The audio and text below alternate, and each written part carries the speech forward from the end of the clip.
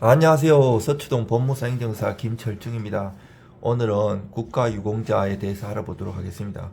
처음에 국가유공자 되는 것도 쉽지 않지만 나중에 등급 잘못 조정 받으면 등급 상향 조정하는 것도 쉽지 않기 때문에 처음부터 전문가한테 제대로 의뢰를 받아야 됩니다.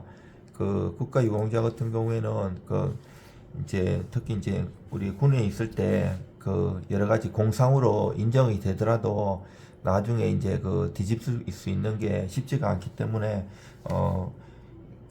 진단서라든지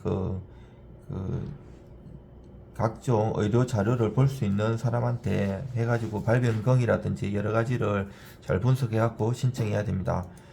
저 같은 경우에는 법무사도 12년 차고 행정사도 6년 차고 많은 경험이 있기 때문에 행정심판 단계에서 행정소송 그리고 여러가지 국가배상 이와 관련해가지고 법무사, 행정사 원스톱 서비스를 해드릴 수 있습니다. 우리가 이제 상위 등급 결정이 있어 장래의 정도가 상위 등급 7급에 해당하지 않는다는 보험병원 자문의들이 소견이 있는 경우에는 최종적으로 등록이 되지 않고 보험병원에서 치료를 받는 부분에 대한 진료비 혜택만을 받을 수 있게 됩니다. 상위 등급 결정에 대하여도 마찬가지로 이의신청 절차 및 행정심판, 행정소송을 제기해서 그 처분이 위법함으로 취소하라는 청구를 할 수 있습니다. 우선 국가유공자 등록신청 당시부터 철저한 분석으로 신청을 준비하는 것이 필요합니다.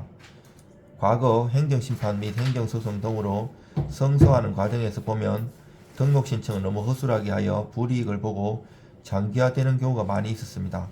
따라서 국가유공자 요건 및 상위 등급에 대한 전문 행정사와 전문 법무사에 의해 의뢰해서 처음부터 잘 신청하는 것이 필요합니다.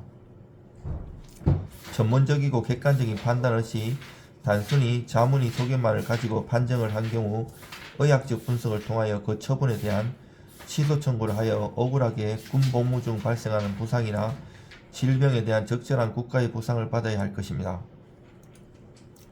보험처의 결정을 쉽게 바꾸어 변경 처분을 하는 경우는 드물기 때문에 신청 전에 의학적 인과관계 그리고 발병 경위 등을 고려해서 그에 따른 치료를 준비하여야 하고 경우에 따라서 그 상위 정도가 경미한 경우에는 등록 신청 전부터 장애 정도, 후유증 등을 고려해서 신청하는 것이 중요합니다.